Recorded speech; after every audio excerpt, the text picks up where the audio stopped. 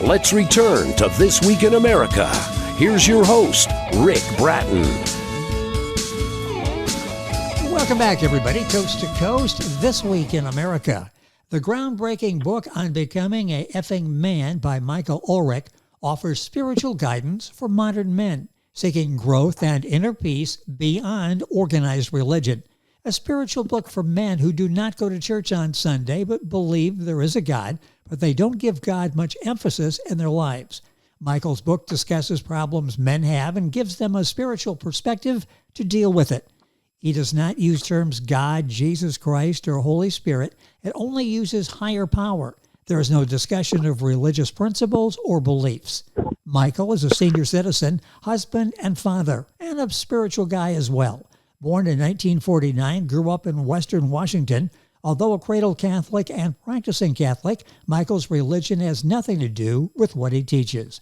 Michael Ulrich, author of On Becoming a Effing Man, brings a lifetime of experience to his writing, and he's back with us on This Week in America. Michael, welcome back to the program. Great to have you back with us.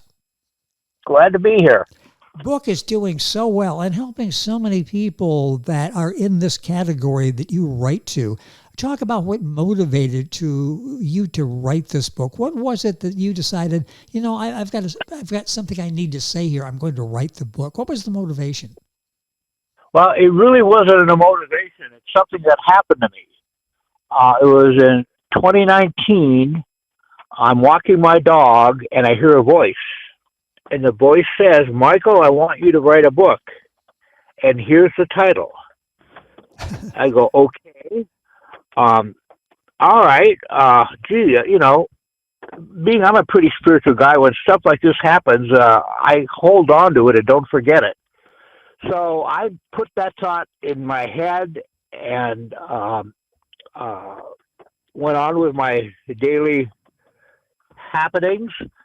And my wife died unexpectedly, and I was living in Seattle, and I said I need to move. So I moved to Portland, and this was in 2020. And right after I moved to Portland, the pandemic hit. Oh, yes. Everything shut down. And I was a avid ballroom dancer, and there was no dancing. So I said, well, I guess I better start looking at this book thing.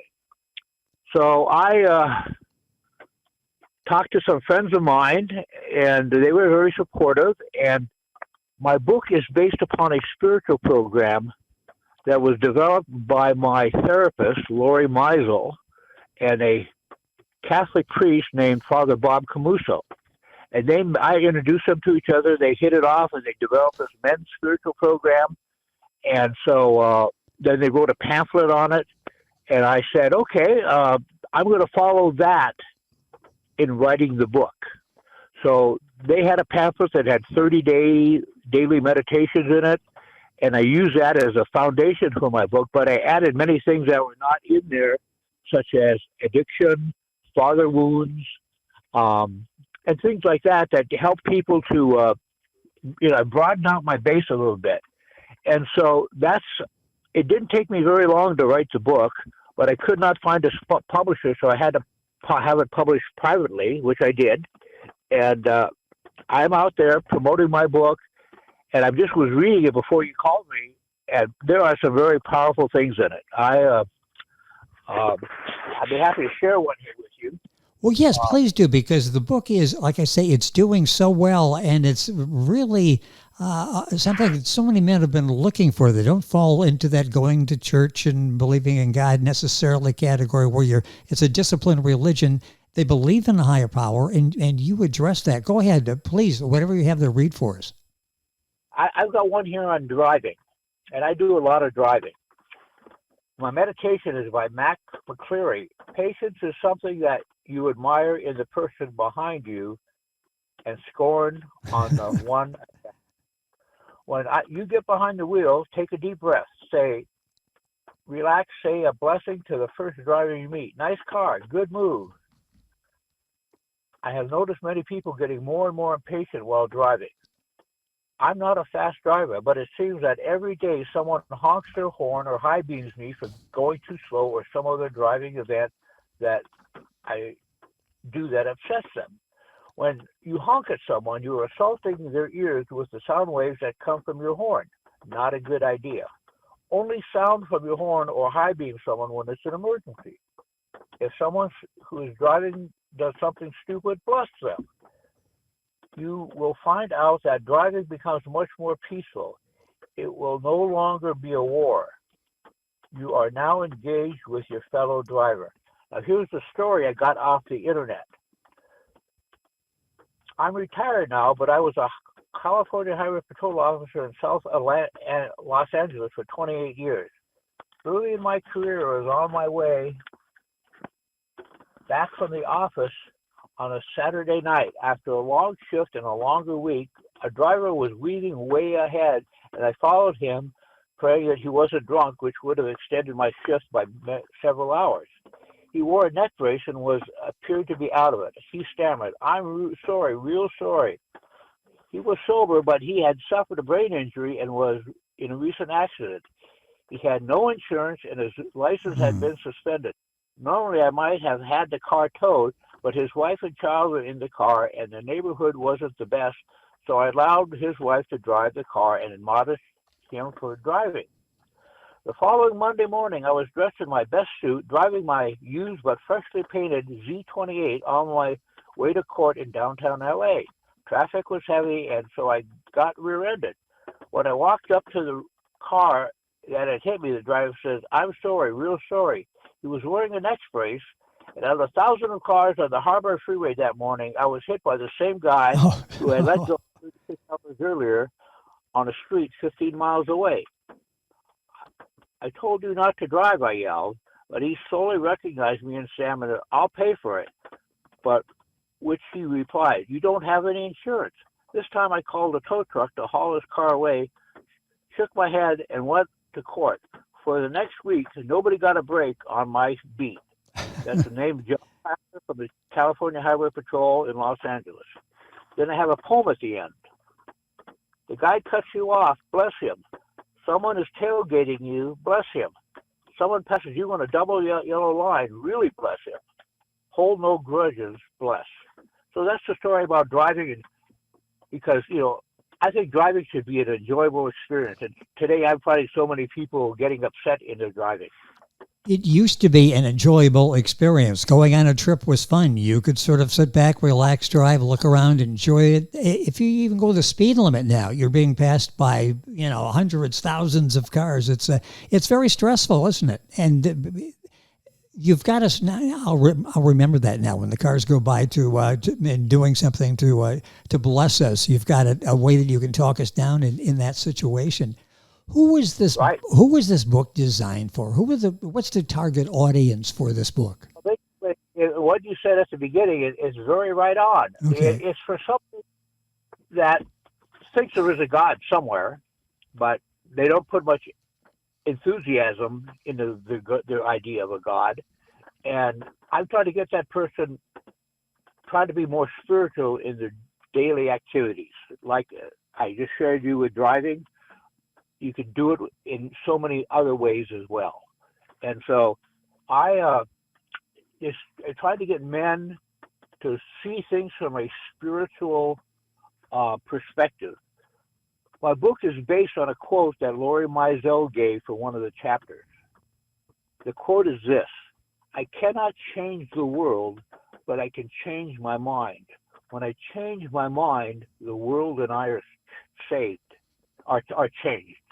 And so that's basically what I'm trying to get people to do, is to think about things differently. Instead of getting upset, try to let it go, bless the person, and not carry your upsetness around with you, which you will then share with everybody else. The next person you meet, you'll share that upsetness.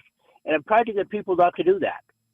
Well, you talk a lot about forgiveness, and that's something some people think that's a sign of weakness. If I forgive, they win, I lose. You talk about it's really great for your health. Talk about the power of forgiving somebody, because you're not really doing it for them, are you? You're doing it for yourself. Yeah, well, I want a chapter on forgiveness in here. Yes. And basically, the quote I use is from Matthew 18:22, where his apostles asked Jesus one day, how many times must I forgive? 7 times. And Jesus' answer to them was 7 times, 70 times.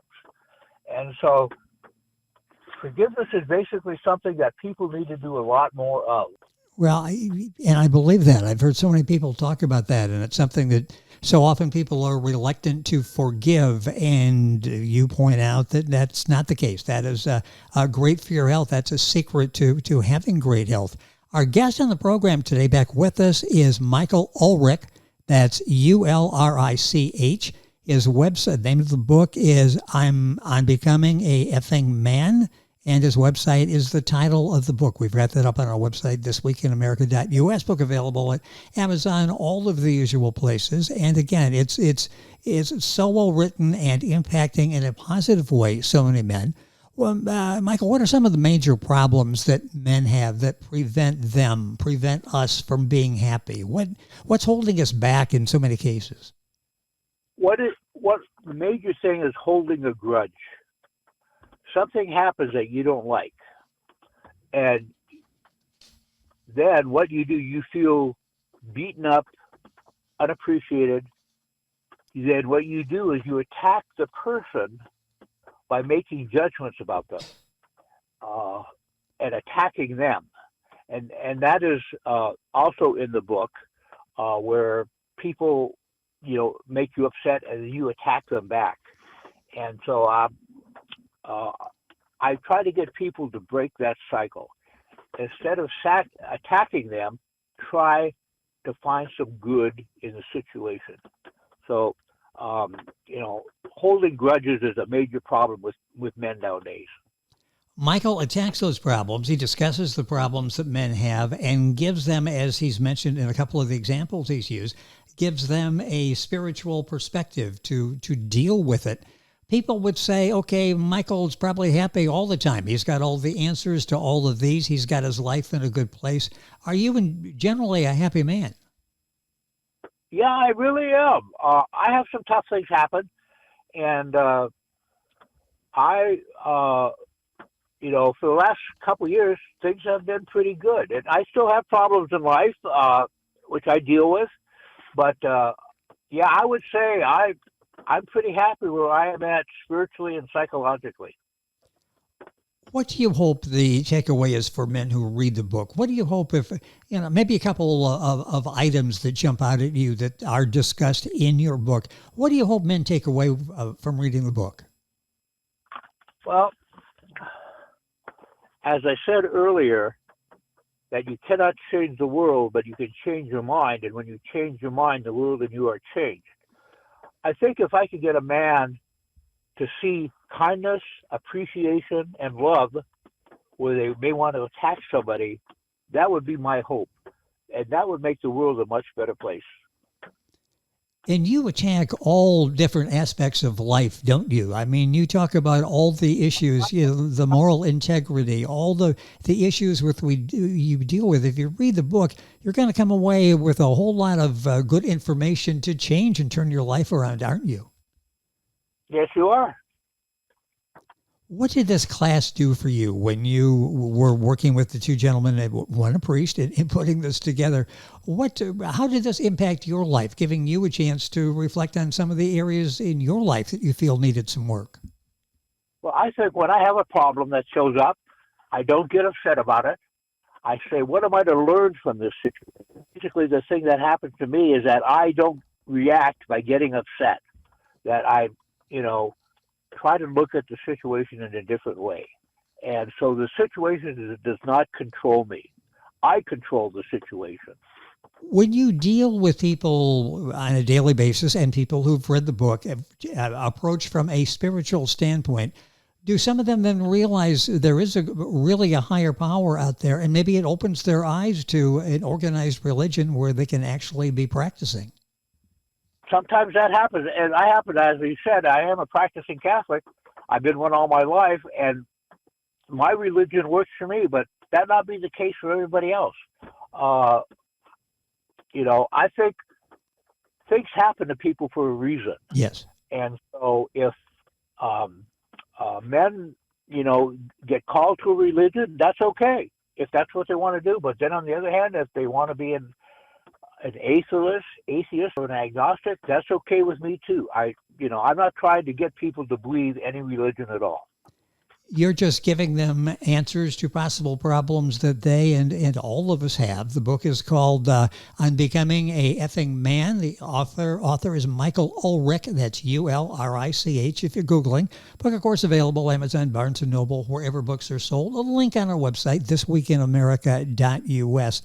Let's talk about the writing style, because as I'm reading reviews, people like your straightforward approach. Sometimes you can get a little, maybe a therapy-oriented text in the book where it's a little over the head. It's too many words. You really can't follow what they're saying. You lay it all out there, a straightforward manner in your writing. Talk about that, because it's really accessible to the reader.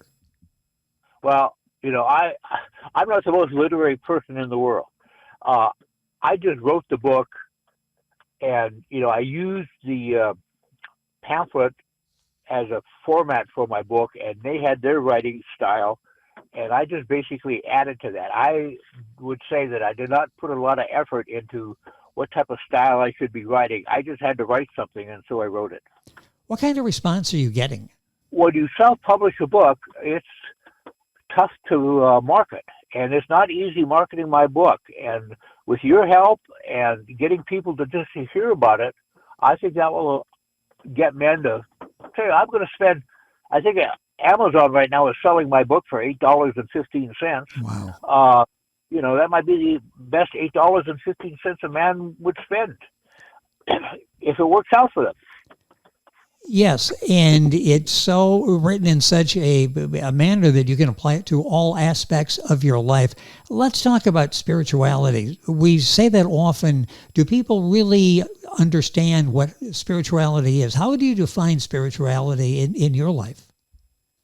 Well, to me, there's something bigger than me in my life, and I don't understand it very well.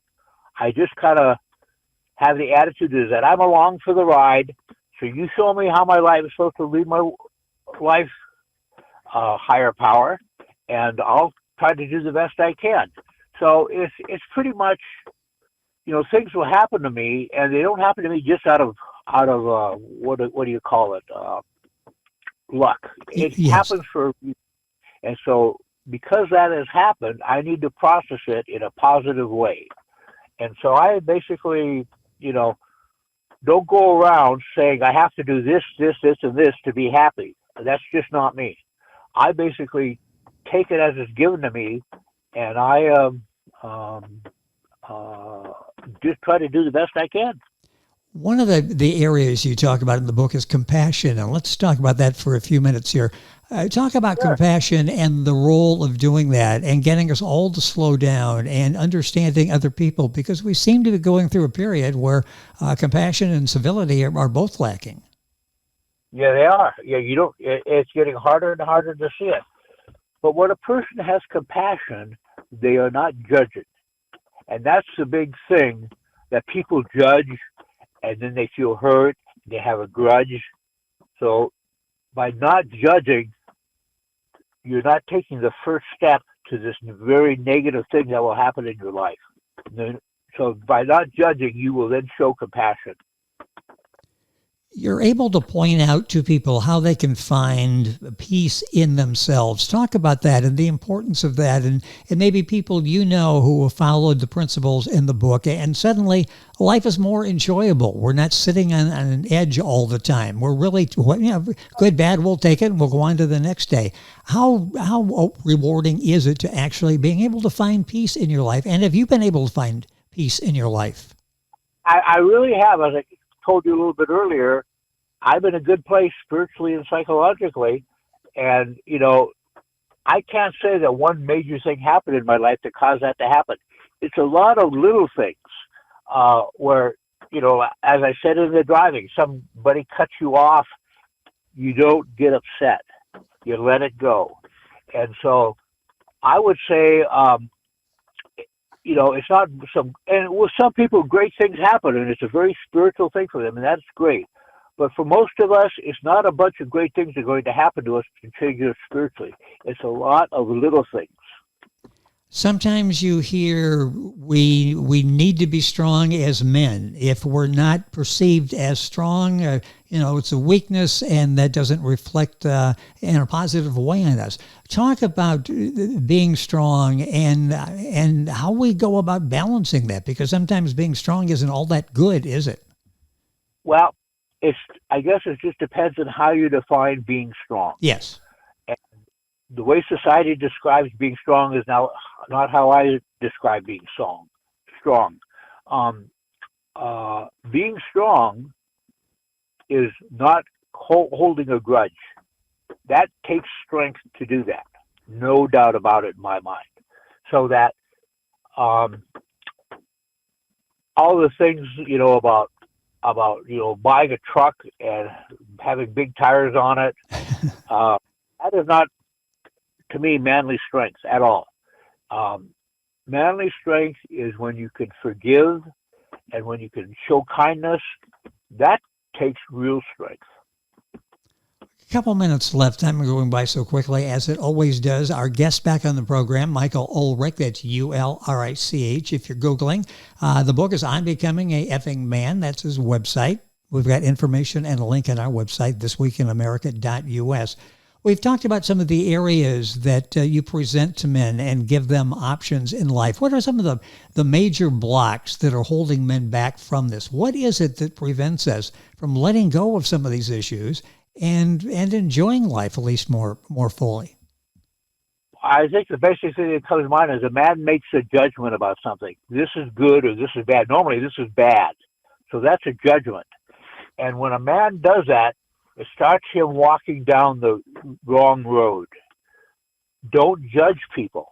Just accept where they are at and not say they are bad. That's basically, I think, the big thing. When a man starts making judgments, they're going down the wrong road. Well, that and so many issues are tackled in Michael's book. He discusses problems that men have, gives them a spiritual perspective to deal with it. It is well written. It gives you examples. It gives you alternatives. It's really well done. The book is On Becoming a Effing Man. Michael Ulrich, Ulrich, pronounced Ulrich. Book available wherever books are sold. His website, onbecomingafeffingman.com. has a link there that you can order as well, and we have on our website, thisweekinamerica.us. Michael, a pleasure having you back with us. I love what you're doing here in reaching so many people that otherwise probably through a church would not receive this information, and calming everybody down, and hopefully make us all better drivers after reading the book and hearing you talk about it. Thank you for being with us on the program once again. Thank you, Rick. It is always a pleasure, Michael Ulrich, and I want to thank cityofbooks.com for arranging our conversation today, a one-stop shop for all your book and print publishing and marketing needs. That's cityofbooks.com. Again, our guest, Michael Ulrich, book available wherever books are sold. We've got a link on our website, thisweekinamerica.us. And we are back on today's program right after these messages. This Week in America is online. You can visit our website, thisweekinamerica.us. Scott Pinkerton, associate producer of This Week in America. Jay Anderson, segment producer. Ben Watson, webmaster. Otto Bechet, director of engineering and TV production. This Week in America produced and is a trademark of Blue Funk Broadcasting, LLC. For information on all of our guests and to listen to this week's show, our website again at thisweekinamerica.us. And I'm Sean Bratton, executive producer of This Week in America.